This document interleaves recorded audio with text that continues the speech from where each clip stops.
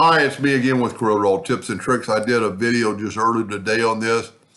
And so this is part two. A viewer or a subscriber gave me a tip that I guess I hadn't thought about.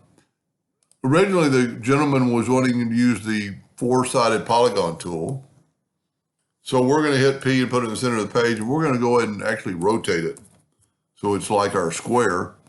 But when you take the shape tool, and this is so easy, I didn't think about it, and that's why I decided to make the video, because this would be an easier way to do it.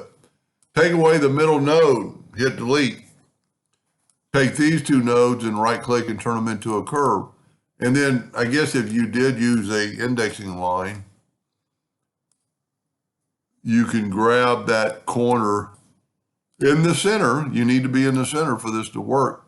So what I do is click on that first and then grab the center so you won't get your indexing line. And now it's going to make that same sweeping corner. And then fill it in with whatever color you want. Take away the outline. And so there you have that same exact, well, mine's a little bit different, but I've got more of a curve on it. And you could probably always, once you see it filled in, you could probably even go backwards and bring that up a little bit. So maybe a little bit more control and definitely a little faster than using my 2 square box. Anyway, I hope that helped a little bit. Thank you for watching.